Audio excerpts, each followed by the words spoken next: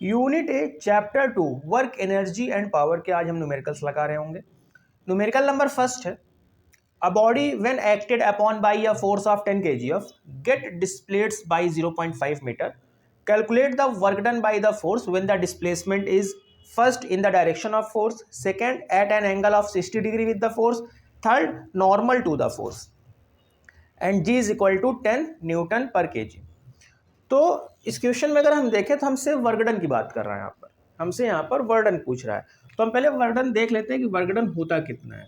तो जो ये वर्क डन होता है ये होता है फोर्स इनटू डिस्प्लेसमेंट, ठीक है। Work done is equal to होता है फोर्स इनटू डिस्प्लेसमेंट। तो अगर किसी ऑब्जेक्ट पर आप फोर्स अप्लाई कर रहे हैं और उस फोर्स अप्लाई करने की वजह से अगर डिस्प्लेसमेंट हो रहा है तो उसे हम वर्क डन कहते हैं। तो work done is equal to होता है फोर्स और डिस्प्लेसमेंट का प्रोडक्ट। अब देखिए अगर आप इस पर ध्यान दें तो ये जो फोर्स होता है ये वेक्टर फिजिकल क्वांटिटी होती है। फोर्स हमारी वेक्टर फिजिकल क्वांटिटी होती है। डिस्प्लेसमेंट को अगर हम एस से रिप्रेजेंट कर लें तो डिस्प्लेसमेंट भी हमारी वेक्टर फिजिकल क्वांटिटी होती है। और अगर हम वर्क डन की बात करें तो वर्क डन जो हमारी होती है स्केलर फिजिकल क्वांटिटी होती है। तो इसे हम डॉट प्रोडक्ट से रिप्रेजेंट करते हैं, ठीक है। तो W इज इक्वल टू हम लिख सकते हैं vector F dot vector S। जब दो वेक्टर का आप मल्टीपल कर रहे हो, प्रोडक्ट निकाल रहे हो और उसका जो आंसर आए वो स्केलर आए, तो ये दो वेक्टर का डॉट प्रोडक्ट होता है।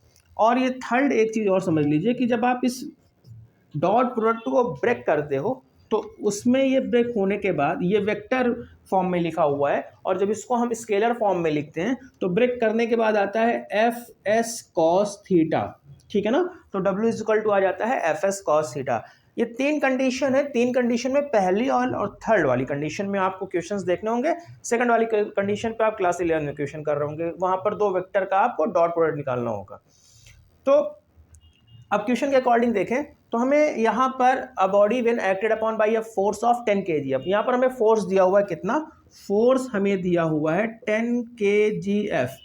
तो F इज इक्वल टू अगर 10 kgf है तो अगर हम यहाँ पर G की वैल्यू रख दें, ठीक है, किलोग्राम फोर्स में हमें दिया हुआ है, तो अगर हम G की वैल्यू रख दें, G की वैल्यू अपने पास है 10, तो F इज इक्वल टू जो अपने पास आ जाएगा वो आएगा 100 न्यूटन, ठीक है। तो हम यहाँ पर G की वैल्यू रख दी है। और यहाँ पर ध्यान दीजिएगा G की वैल्यू लिया हुआ है, G की वैल्यू लिया हुआ है 10 न्यूटन पर केजी। तो आप न्यूटन पर केजी समझ पा रहे हो। G is equal to 10 metre per second square आपने देखा होगा, G is equal to 10 metre per second square. तो न्यूटन पर केजी कैसे लिख दिया, देखिए न्यूटन पर केजी इस तरीके से लिख दिया गया। आप ध्यान दें, न्यूटन पर केजी, तो न्यूटन किसकी एसआई यूनिट है भाई, फोर्स की एसआई यूनिट है। और केजी किसकी एसआई यूनिट है, केजी एसआई यूनिट है मास की। तो भाई फोर्स अपॉन मास लिख सकते हो नहीं, जैसे आप कहते हो force is equal to mg, तो g इज इक्वल टू क्या हो सकता है भाई, फोर्स अपॉन मास हो सकता है। तो यहाँ पर फोर्स अपॉन मास लिखा हुआ है। और फोर्स इज इक्वल टू क्या हो सकता है, mg अपॉन m। तो m से m कैंसिल होगा, g ही तो आएगा ना। और g की एसआई यूनिट ग्रेविटेशनल एक्सीलरेशन ऐसा लेते हैं हम, तो मीटर पर सेकंड स्क्वायर होगी। तो हम g is equal to 10 metre per second square लिखे या न्यूटन पर केजी लिखे या न्यूटन किलोग्राम यूनिवर्स लिखे, सब बातें सेम है। तो इस तरीके से हम उसको लिख सकते हैं। तो यहाँ पर जो g की वैल्यू हमें गिवन दैट थी, वो गिवन दैट थी अपनी यहाँ पर 10, तो हम g की वैल्यू यहाँ पर 10 पुट कर दिए, तो F is equal to 10 into 10 100 newton आ गया, ठीक है। गेट डिस्प्लेस बाई 0.5 मीटर, अपना डिस्प्लेसमेंट कितना है, 0.5 मीटर का अपना डिस्प्लेसमेंट है। हमें क्या फाइंड करना है, वर्क डन फाइंड करना है, लेकिन कुछ कंडीशन है। कंडीशन ये है कि डिस्प्लेसमेंट अपना इन द डायरेक्शन ऑफ फोर्स, जिस डायरेक्शन में हम फोर्स अप्लाई कर रहे हैं उसी डायरेक्शन में हमारा डिस्प्लेसमेंट भी हो जा रहा है। तो आप ऐसे समझिए कि अपने पास सरफेस पर कोई एक ऑब्जेक्ट रखा हुआ है, ठीक है, और इस पर आप फोर्स अप्लाई कर रहे हो। फोर्स का डायरेक्शन आपका लेफ्ट टू राइट है और इसमें डिस्प्लेसमेंट हो जाता है, ठीक है, इसमें जो है डिस्प्लेसमेंट हो जाता है, इसमें एस डिस्प्लेसमेंट हो जाता है। और डिस्प्लेसमेंट का भी जो डायरेक्शन है वो भी फोर्स के डायरेक्शन में ही है। तो फोर्स और डिस्प्लेसमेंट के बीच में कितना एंगल होगा, तो फोर्स और डिस्प्लेसमेंट के बीच में 0 डिग्री का एंगल होगा, ठीक ना। तो यहाँ पर आप जब देख पा रहे होगे तो जब वर्क डन पहले केस में हमें निकालना है वो है W is equal to F S. और जब आप देखते हो कि फोर्स और डिस्प्लेसमेंट का डायरेक्शन सेम है तो कॉस थीटा की जगह आप कितना ले रहे होगे, एफ एस कॉस 0, ठीक है। आप cos 0 डिग्री ले रहे होगे क्योंकि फोर्स और डिस्प्लेसमेंट के बीच का एंगल कितना है, वो 0 है, ठीक है। और अगर आपसे पूछे cos 0 की वैल्यू तो आप यहां देख सकते हो, देखो साइन का क्या लिखते हो, 0, 1/2, 1/√2, √3/2 और 1, और साइन का जस्ट अपोजिट क्या होता है, cos होता है, तो cos के लिए 1, √3/2, 1/√2, 1/2 और 0। तो हमें किसकी वैल्यू चाहिए, cos 0 की वैल्यू चाहिए, और cos 0 की वैल्यू क्या होती है, cos 0 की वैल्यू होती है 1। तो हम cos 0 की जगह पर क्या रख सकते हैं, हम cos 0 की जगह पर रख सकते हैं 1। तो f की वैल्यू कितनी है, f की वैल्यू 10 है, s की वैल्यू कितनी है, 0.5 है, cos 0 की वैल्यू कितनी होगी, cos 0 की वैल्यू 1 होगी। तो w इज इक्वल टू हमारे पास आएगा 10 और 0.5, तो अपने पास आ जाएगा यहाँ पर 100, तो अपने पास जब 100 का हम 5 से मल्टीप्लाई कर रहे होंगे तो 500, और यहाँ पर एक नंबर पहले पॉइंट लगा लीजिएगा, तो जूल में आप आंसर दे सकते हैं क्योंकि वर्कडन की जो एसआई यूनिट होती है वो जूल होती है। तो work done is equal to 50 joule अपने पास आ जाएगा। तब जब हम फोर्स और डिस्प्लेसमेंट सेम डायरेक्शन में लगा रहे थे उस केस में। सेकंड केस की बात करते हैं। सेकंड केस है at an angle of 60 degree with the force. इस बार जो हम फाइंड करेंगे वर्क डन, वो फोर्स और डिस्प्लेसमेंट के बीच में जो एंगल बन रहा होगा वो 60 डिग्री बन रहा होगा।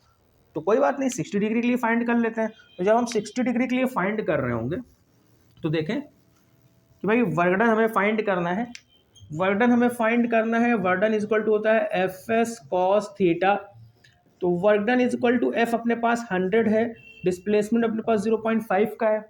इस बार थीटा हमें कितना दिया हुआ है, इस बार थीटा हमें दिया हुआ है 60 डिग्री, ठीक है। तो इस बार थीटा हमें 60 डिग्री दिया हुआ है, तो हम थीटा को 60 डिग्री यहाँ पर पुट कर देंगे, और फिर उसके बाद हम cos 60 की यहाँ पर वैल्यू पुट कर रहे होंगे। तो 100 इंटू 0.5 इंटू cos 60 की बात करें तो cos 60 की वैल्यू हो जाएगी 0, 30 degree, 45 degree and 60 degree. 60 degree value हो जाएगी 1/2, तो यहाँ पर हम 1/2 पुट कर रहे होंगे। 2 से इसको कैंसिल करेंगे तो 50 आएगा, और 50 से जब इसको हम मल्टीप्लाई कर रहे होंगे 0.5 से, तो 5 5 25 और एक 0 आप लगा लीजिए। लेकिन आप यहाँ देखें एक नंबर पहले पॉइंट है, तो एक नंबर पहले आप पॉइंट लगा लीजिए। तो यहाँ पर आ जाएगा W is equal to 25 joule. ये बात आप समझ पा रहे हो कि वर्डन कितना आ जाएगा, 25 जूल आ जाएगा। कब की बात है, जब आपका थीटा कितना होगा, जब आपका थीटा 60 डिग्री होगा। मतलब फोर्स और डिस्प्लेसमेंट के बीच में जो एंगल यहाँ पर बन रहा होगा वो 60 डिग्री का बन रहा होगा। और थर्ड है normal to the force. Third है normal to the force. Normal to the force का क्या मतलब होता है कि आप फोर्स कैसे लगा रहे हो और डिस्प्लेसमेंट और फोर्स के बीच में 90 डिग्री का एंगल बन रहा है। फोर्स और डिस्प्लेसमेंट के बीच में 90 डिग्री का एंगल बन रहा है। और अगर ऐसा केस होगा तो जब हम यहाँ वैल्यू पुट कर रहे होंगे W is equal to F S cos theta, W is equal to F की वैल्यू हमारे पास 100 है, एस की वैल्यू हमारे पास 0.5 है, और थीटा हम यहाँ पर कितना पुट करेंगे, थीटा यहाँ पर पुट करेंगे cos 90, क्योंकि नॉर्मल की बात कर रहा है, नॉर्मल टू द फोर्स है, मतलब परपेंडिकुलर टू द फोर्स है। डिस्प्लेसमेंट जो है परपेंडिकुलर टू द फोर्स है। तो यहाँ पर हम जब cos 90 पुट करेंगे तो हमें पता है कि जो cos 90 की जो वैल्यू होती है वो कितनी होती है, cos 90 की वैल्यू हमारे पास होती है 0। जब यहाँ पर हम 0 पुट करेंगे तो वर्डन कितना आ जाएगा, 0। वर्डन 0 तब आएगा जब फोर्स और डिस्प्लेसमेंट के बीच में 90 डिग्री का एंगल होगा, ठीक है। तो उस समय कोई डिस्प्लेसमेंट नहीं होगा। अब आप समझिए कि अगर आप इस पे 90 डिग्री पर फोर्स लगाएं, नीचे की तरफ इस पर फोर्स लगाएं, तो इसमें कोई डिस्प्लेसमेंट नहीं होगा, ठीक है। तो उस केस में वर्डन अपने पास 0 आ जाएगा। तो तीनों केस आपके पास है। फर्स्ट केस है जब 0 डिग्री था, सेम डायरेक्शन में होंगे तो 0 डिग्री होगा, उस केस में 50 जूल। सेकंड केस में 25 जूल, क्योंकि cos 60 ले रहा, 60 डिग्री था वहां पर, तो cos 60 की वैल्यू रखी गई, तो 25 जूल। और थर्ड केस में दोनों के बीच का एंगल जो था वो 0 डिग्री था, इसलिए 90 डिग्री था, सॉरी, लास्ट केस में दोनों के बीच का एंगल 90 डिग्री था, इसलिए वहां पर वर्डन क्या आ गया, 0 आ गया।